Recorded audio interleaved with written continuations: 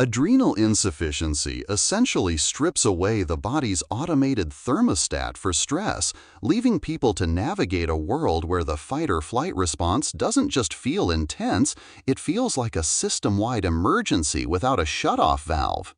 This physical reality is the focus of a recent deep dive by My Adrenal Life, which explores why adrenaline and the fight-or-flight response can feel so overwhelmingly powerful for those living with impaired cortisol production. It's a physiological puzzle where the very mechanisms meant to save us can, in the absence of proper hormonal regulation, become sources of profound distress and confusion. The core of the issue lies in the relationship between two specific chemicals, adrenaline and cortisol. In a body with a fully functioning endocrine system, these two work in a precise, high-speed dance. When the brain detects a threat, whether that's a car swerving into your lane or a sudden bout of illness, the sympathetic nervous system triggers an immediate surge of adrenaline. This is your go signal. It jacks up your heart rate, dilates your pupils, and shifts your metabolism into high gear for immediate survival. But adrenaline is meant to be a short-term burst. That's where cortisol comes in.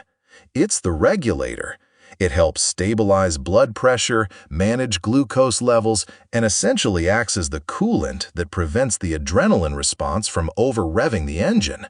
When you have adrenal insufficiency, whether it's primary, secondary, or tertiary, that coolant is either missing or severely delayed because it has to be replaced manually through tablets or pumps.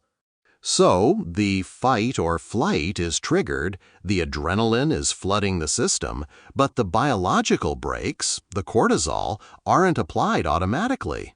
That creates a scenario where the physical sensations aren't just heightened, they're essentially unmoderated. But I want to push back on the common clinical narrative here. Often, patients are told that if their blood pressure is high, they aren't in danger of an adrenal crisis, because a crisis is classically defined by hypotension or dangerously low blood pressure. The My Adrenal Life article makes a provocative point that high blood pressure can actually be a symptom of the body trying to compensate for a lack of cortisol. How does that work mechanically? That's a vital distinction to make because it challenges the one-number approach to diagnosis. When the body senses it doesn't have enough cortisol to maintain homeostasis, perhaps due to physical trauma, dehydration, or even severe emotional stress, it enters a state of physiologic panic. The autonomic nervous system doesn't just give up, it doubles down on the tools it has left. It pumps out even more adrenaline to compensate for the lack of cortisol-driven stability. This adrenaline causes the blood vessels to constrict and the heart to beat faster, which can spike blood pressure temporarily. It's the body's way of pushing harder to stay alive. According to the Cleveland Clinic, this sympathetic activation is a survival mechanism. However, for a patient with adrenal insufficiency, seeing a high blood pressure reading while feeling shaky, flushed, and wired but exhausted is terrifying. They might think they're fine because the pressure is high, when in reality, their body is redlining its secondary systems to keep from collapsing. It sounds like a state of brittle compensation. The body is holding itself together with adrenaline, but that's a fragile state. If the underlying cortisol deficit isn't addressed, that compensation eventually fails, leading to the classic decompensation we see in an adrenal crisis, where the blood pressure finally bottoms out and the system crashes. It seems like the clinical focus on low blood pressure might actually cause doctors to miss the early hyperactivated phase where the body is screaming for help. Precisely. The Merck manual notes that adrenal crisis is classically associated with shock and hypotension, but that's the end stage of the process. The wired but exhausted phase is the warning light. This is why people with these conditions often become hyper-aware of their internal sensations. They have to be. If you've lived through an adrenal crisis or a near miss in the emergency room, your brain becomes incredibly efficient at detecting even the smallest physiological shift. Every spike in heart rate or sudden wave of nausea triggers a mental checklist. Is this a crash? Do I need a stress dose? Is this just anxiety? This creates a feedback loop where the fear of the symptom actually triggers more adrenaline, which intensifies the physical sensation, which then increases the fear.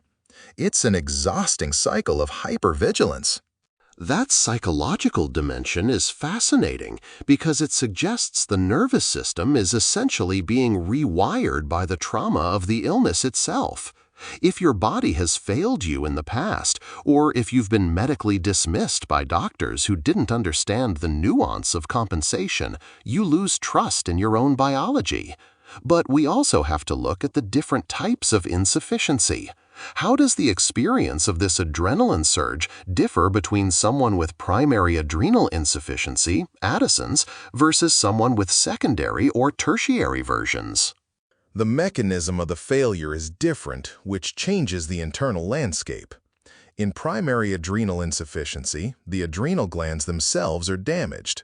This usually means a loss of both cortisol and aldosterone. Aldosterone is the hormone that regulates salt and water balance.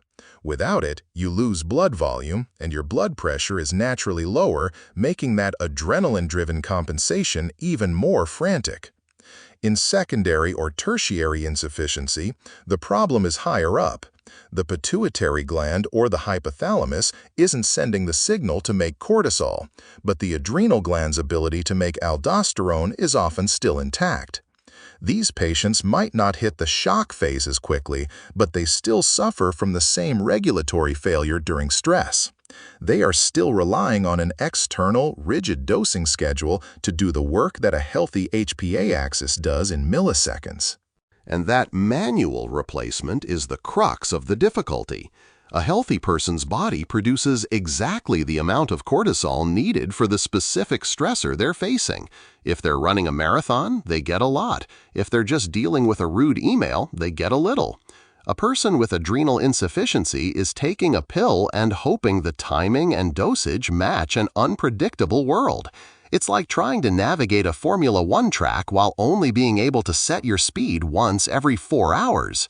That's a perfect analogy, and it explains why everyday stressors feel so physically massive. Things like poor sleep, temperature changes, or even just sensory overload from a loud room can trigger that adrenaline surge. Because there isn't an automatic cortisol rise to modulate the response, the person feels every bit of that adrenaline. They feel the buzzing in their limbs, the internal shakiness, the heightened alertness that borders on panic. And because the system is so sensitized, it takes much longer to wind down. The My Adrenal Life piece points out that after a stressor passes, a person with adrenal insufficiency might stay in that activated state for hours or even days. Their parasympathetic nervous system, the rest and digest side, struggles to take back control without the chemical signaling that cortisol provides. If the body is struggling to transition back to a calm state, what are the actual tools for intervention? Not the medical ones. We know about stress dosing and emergency injections, but the tools for managing the nervous system activation itself. If we accept that the nervous system is trying to protect the body, how do we signal to it that the immediate threat has been managed? It's about sending physical signals of safety. Since the internal chemical signaling is impaired, you have to use external somatic inputs. This includes things like slow, rhythmic breathing, specifically focusing on a long exhale. This stimulates the vagus nerve, which is the primary highway of the parasympathetic nervous system. Research into the vagus nerve, as highlighted by the Cleveland Clinic, shows that we can manually nudge the body away from fight or flight. Other techniques include reducing sensory input, dimming the lights, finding a quiet space, or using cool water on the face or wrists to trigger the mammalian dive reflex, which naturally slows the heart rate.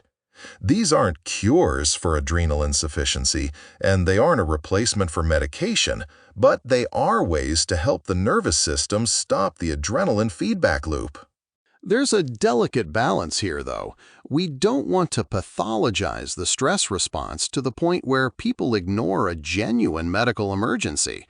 How do you distinguish between "my nervous system is overreacting" and "I am entering an adrenal crisis"? Because that distinction is literally the difference between life and death. It's the most difficult part of living with this condition. The My Adrenal Life article frames it through the lens of compensation versus decompensation. Compensation, the adrenaline-heavy, shaky, high blood pressure state, is a warning. Decompensation is the crisis. If you start experiencing severe weakness, persistent vomiting where you can't keep meds down, confusion, or a sudden drop in blood pressure, those are signs that the body's compensatory mechanisms have failed. That is an emergency. The goal of understanding the nervous system isn't to talk yourself out of an ER visit. It's to reduce the noise of the adrenaline so you can hear what your body is actually telling you about its cortisol levels. It's about building a more nuanced relationship with these internal signals. It seems that many people with this condition have had to become their own expert clinicians because of how often these nuances are missed in standard medical settings. If a doctor only looks for low blood pressure, they might send home someone whose body is currently in a desperate adrenaline-fueled struggle to maintain stability. That medical dismissal is its own kind of trauma that feeds back into the hypervigilance of the nervous system. Absolutely. It's a systemic issue. When a patient's lived experience, feeling like they are dying while their blood pressure looks normal or even high, is invalidated by a professional, it shatters their trust. Rebuilding that trust with the body takes time. It involves acknowledging that the sensations are real, they are biological, and they are purposeful, even if they're overwhelming. The nervous system isn't the enemy. It's a protector that's lost its partner, cortisol. By understanding that partnership, patients can start to categorize their experiences more clearly, which can significantly lower the emotional burden of the disease. We've covered the mechanics of the HPA axis, the role of adrenaline as a compensatory tool, and the somatic ways to signal safety to a hyperactivated system. But there's also the cultural or social impact of this. To the outside world, someone in an adrenaline surge might just look anxious or stressed. But for them, it's a high-stakes physiological event. How does that disconnect affect the long-term management of the disease? It leads to profound isolation. If people around you think you're just stressed when your body is actually fighting a hormonal battle for stability, you start sharing your experience. You start to mask the symptoms, which actually increases the stress load. This is why community resources and articles like the one from My Adrenal Life are so critical. They provide a shared language for something that feels invisible.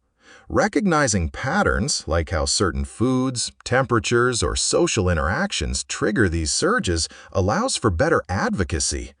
When you can say to a doctor, "I am experiencing a compensatory adrenaline surge due to physiological stress," rather than just, "I feel shaky," you're speaking the language of physiology, which is much harder to dismiss.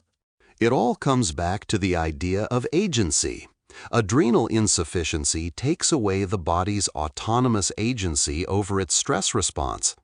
By learning the why behind the intensity of fight or flight, people can regain a bit of that agency through knowledge and targeted intervention.